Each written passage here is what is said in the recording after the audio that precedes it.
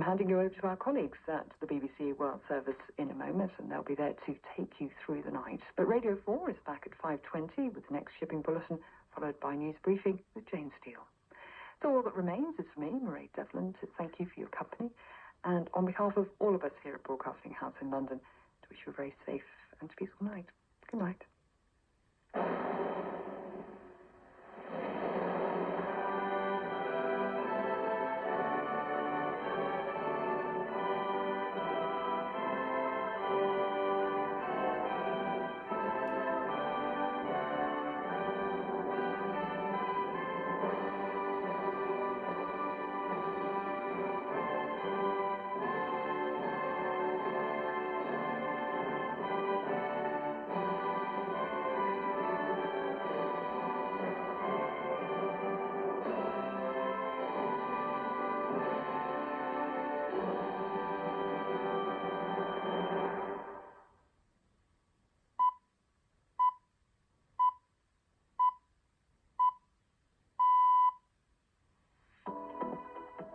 It's midnight GMT. Hello, I'm Jamie Robertson. This is Business Matters on the BBC World Service.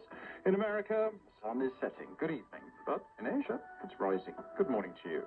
Our top story, the UK's Prime Minister Boris Johnson agrees a deal in Brussels to exit the European Union. So when he takes it back to the UK Parliament, what happens then? I couldn't possibly guess what's going to happen in Westminster. I don't think even people in Westminster can guess what's going to happen on Saturday. Certainly everyone here in the EU side, everyone in Brussels, is looking very closely at it. We look at why the environment matters more than ever before for Canadian voters about to elect a new Prime Minister. And free speech matters to Facebook, and Mark Zuckerberg makes them a lot of money. What is it doing to the rest of us? That's Business Matters here on the BBC. But first, here's the latest BBC News.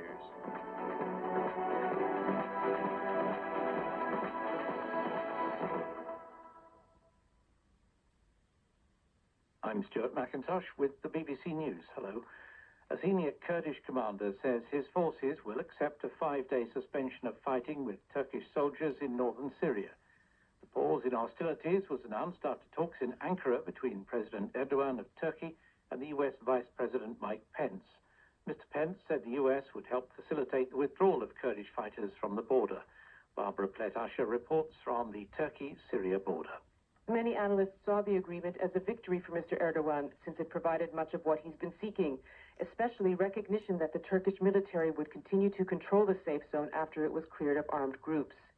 The Kurdish commander said he accepted the ceasefire, but only in areas of active conflict. He didn't mention withdrawing from the entire zone.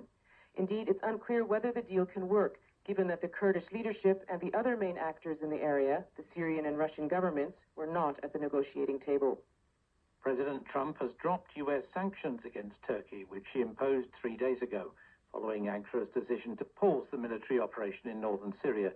The reversal has been strongly criticized by the two most senior Democrats in the US Congress. One of Donald Trump's top officials has acknowledged that military aid was withheld from Ukraine earlier this year in an effort to put pressure on the government there.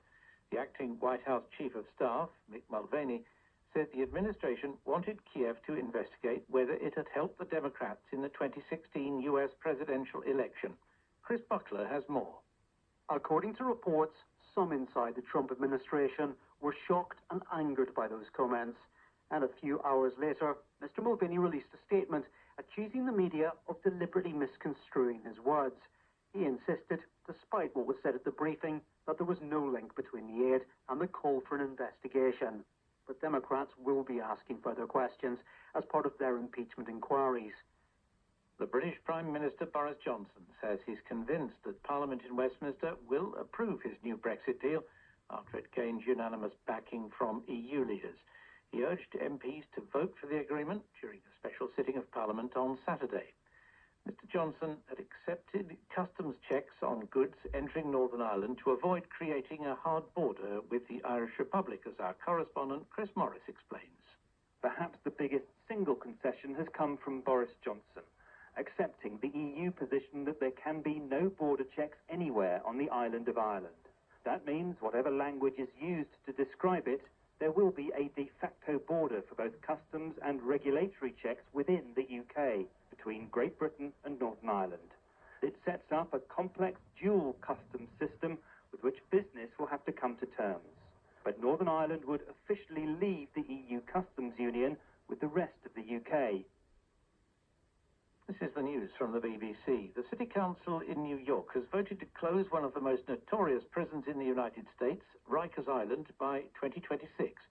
Addressing his colleagues before the vote, the council speaker, Corey Johnson, said the jail was a symbol of inhumanity. Conditions matter. These jails are disgusting. These jails should have been closed years ago. We are doing it today.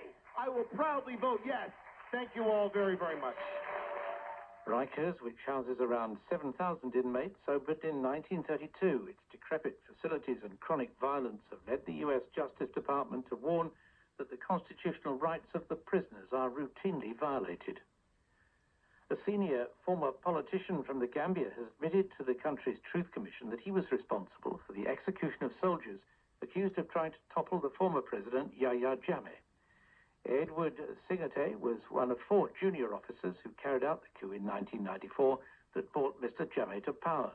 Months later, 11 soldiers were accused of launching a counter-coup. Mr. Singate told the Truth Commission that he and Mr. Jammeh had agreed to execute the soldiers, although he says he didn't fire the shots. More than 10 armed thieves have raided an armoured truck at an airport in the Brazilian city of Campinas, making off with an undisclosed sum of money. Police say 2 of the gunmen were killed in an exchange of fire at Viracopos airport as the gang escaped. The Cuban president, Miguel Diaz-Canel, has led his country in tribute to the ballerina Alicia Alonso, who has died at the age of 98. He described her work as immortal, saying she positioned Cuba at the altar of the best dance worldwide. Alonso was considered one of the greatest dancers of the 20th century, earning the rare title Prima Ballerina Assoluta. BBC News.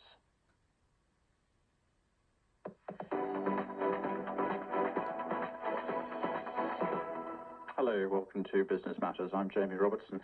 On the programme today, the Brexit deal gets done at last in Brussels. But back in London, the chances of the UK Prime Minister Boris Johnson getting it through Parliament do look slim indeed.